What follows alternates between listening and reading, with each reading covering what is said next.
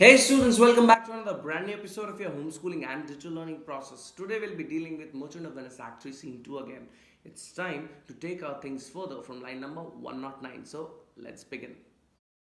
How all the other passions flee to air, as doubtful thoughts and rash embrace despair, and shuddering fear and green-eyed jealousy. O love, be moderate, allay thy ecstasy. Okay, so let's talk about the meanings first. Passion, you can underline and write emotions there.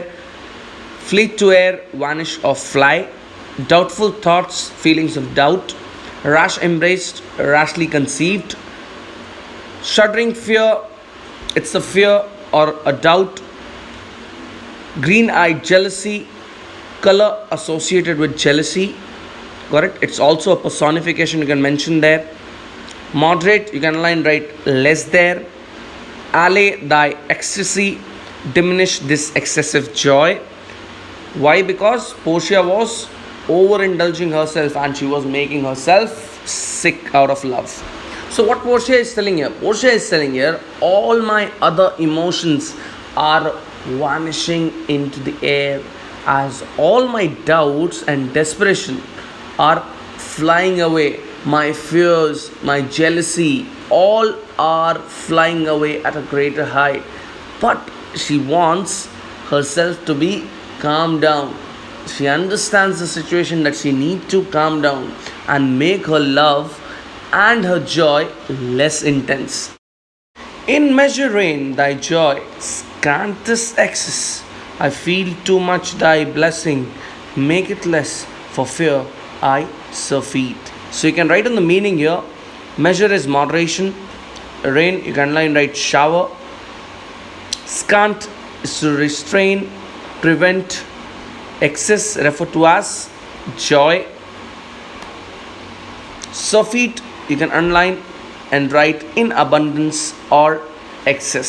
So what Portia is telling here? Portia is telling here, now I need to hold back my emotions. I have to be happy very slowly. I have to limit this particular excess. Why? Because I feel that the blessing is too much for me to bear. I should not suffer from this excessive blessing. This is why she wanted to put herself under control. So, students, if we talk about Portia right now, we all know that Portia is the happiest person on the earth right now. Why? Because she knows that Bassanio has chosen the correct casket and she could not control her excitement. Out of that, she says, all other feelings and emotions except love vanishes like thin air.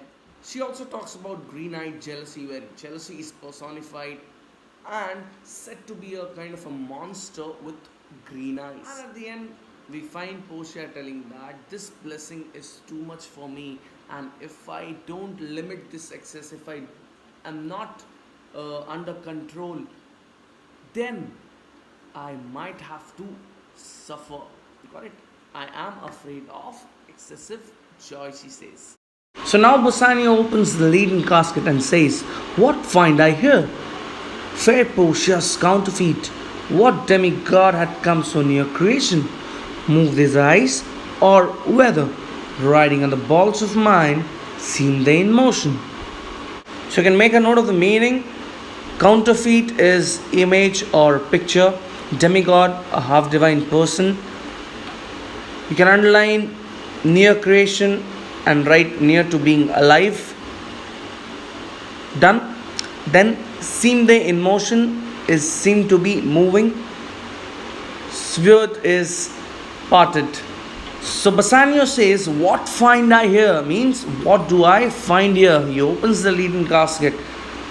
Fair Portia's counterfeit. So Bassanio finds an image or picture of Portia. Got it? So this can be your question in your board examination, that what did Bassanio find in the casket? Got it? So what demigod had come so near creation? What does Bassanio say? Bassanio says that a demigod is a half divine person, and Bassanio says that the portrait is so near to being alive that the artist has almost created life out of it. Correct? So Bassanio says that the artist must have been almost a divine person. Why? Because he has made a picture which is so near to being alive. Next, move these eyes, or whether riding on the balls of mine seem they in motion. What Bassanio is telling here, do the eyes move, or whether it is that because they seem to be fixed on my own eyeballs, they seem to be moving. Correct? So Bassanio says here, is it the fact that their image is taken up by my own eyeball? Here are with lips parted with sugar breath, so sweet a bar should sunder such sweet friends. Here in her hairs the painter plays the spider, and hath woven a golden mesh to entrap the hearts of men faster than gnats and cobwebs. So you can take down the meaning. Sugar breath, you can underline and write sweet perfumed breath. Bar, you can underline and write barrier. Should sunder such sweet friends, underline and write split apart. Next, you have painter plays the spider, you can underline and write worked like a spider. Done. Golden mesh, you can underline and write web there. Entrap is to capture. Faster than gnats, gnats you can underline and write two-winged fly. And near the hairs you can write it's a metaphor. So what Bassanio says here? Bassanio says here are parted lips, parted with sugar breath, so sweet a bar should tear such sweet friends apart. That means it is so sweet a barrier which separates such good friends. Next he talks about the painter. The painter plays the spider and hath woven a golden mesh to entrap the hearts of men faster than gnats and cobwebs. What he says here? He says that the painter has worked like a spider. Correct? The painter has worked like a spider in her hair and has woven a golden mesh. Mesh in kind of a web to capture the hearts of men faster than gnats are caught in cobwebs. Correct? So this entire hair has been painted by the painter just to entrap the hearts of the men. But her eyes, how could he see to do them, having made one? Methinks it should have power to steal both his and leave itself unfurnished. So you can take a note of the two meanings here. See, first underline how could he see to do them, and right there how was the painter able to finish the second one, that is the second eye. Next, unfurnished you can underline and write not provided or not supplied. So what does Bassanio say here? Bassanio says here, how was the painter able to see to paint Portia's eyes? It seems that when one eye had been painted, it would have the power, with its charm and attractiveness to blind the painter's eyes. Correct? This is why the word stealing away his eyes has been mentioned here, so that he could not paint the second eye. Understand this, correct? He says that it surprises him that the painter was able to finish the second eye of the portrait, because the beauty of the first eye itself should have absolutely dazzled the artist, so that he could not see to complete the second one. Correct? Thus the first should have been left without its companion eye. Got it? Yet look how far the substance of my praise doth wrong this shadow in underprising it.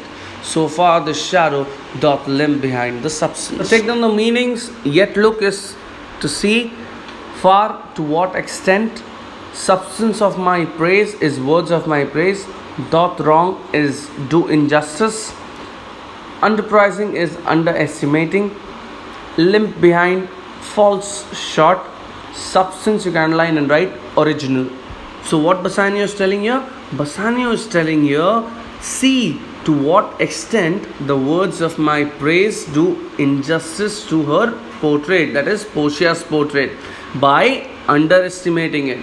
In the same way, Portia's portrait falls short of the original substance, that is Portia herself. Correct? What Bassanio is trying to tell here? He's trying to tell here that the body of my praise insults this shadow by valuing it less. So far, the shadow limps behind the original substance, that is Portia herself. Means Portia herself is more valuable and beautiful than the portrait. So students, generally I find students committing an error while writing this particular answer. They get confused between Act 1 Scene 1 and Act 3 Scene 2. There in Act 1 Scene 1, Bassanio has described Portia, but here Bassanio has described Portia's portrait. So you should not get confused. Generally, I find students writing that particular answer when they have been asked to describe how has Bassanio described Portia's portrait. Here he is describing Portia's portrait. Got it? When you have been asked question related to Act 1 Scene 1, you answer about Portia's description, the beauty of Portia that Bassanio had described there. Here he is describing Portia's portrait. Here's the scroll, the continent and summary of my fortune. You that choose not by the view, chance as fair and choose as true. Since this fortune falls to you, be content and seek no new. If you be well pleased with this, and hold your fortune for your bliss, turn you where your lady is, and claim her with a loving kiss. So you can take down the meanings here. Continent is container, by the view is outward appearance, chance is fair is fortunate or fortunate enough, falls to you has fallen to your lot, seek no new is no new fortune, hold, consider, fortune for your bliss is luck has brought you happiness. So let's check out what's written in the scroll. The scroll says you have not chosen anything by outward appearance or by looks. Chance is fair and choose as true. That means you are fortunate enough, and may you be fortunate enough in future too. And whenever you make a choice in future, use the same kind of way that you have done right now, that is never to choose by an outward appearance. Correct? Next, what it says if you are well pleased with this, got it, if you are well pleased with this, since this fortune falls to you, be content, be satisfied, and seek no other one. If you are well pleased with this and hold your fortune for your bliss, that means if you consider that your luck has brought you happiness, then turn around and see where your lady is, lady referred to as Portia, and then claim her with a loving kiss. Gentle scroll, fair lady, by your leave I come by note, to give and to receive, like one of two contending in a prize, that thinks he had done well in people's eyes. So take down the meanings. Leave is permission. Come by note is according to the instruction that is in the scroll. To give and to receive is to give a kiss and receive one. One of the two is contender or a wrestler. Contending in a prize is competing for a prize. That is Portia. So what does Bassanio say here? Bassanio says here, oh my fair lady. Fair lady is beautiful lady referred to as Portia. Got it? What he says, I come off to the side, and according to the instruction given in the scroll, I am here to give and to receive a kiss. Now, like one of the two contending in a prize, what does he say here? He says that like one of the two contenders or two wrestlers, correct, who is competing for a prize, and he thinks that he has done well or performed well in people's eyes. Hearing applause and universal shout, whether those peals of praise be his or no. So thrice fair lady stand I even so, as doubtful whether what I see be true, until confirmed, signed, and ratified by you. And take down the meanings. Universal shout is shout of approval, giddy in spirit, sensation of excitement. Still gazing is looking around.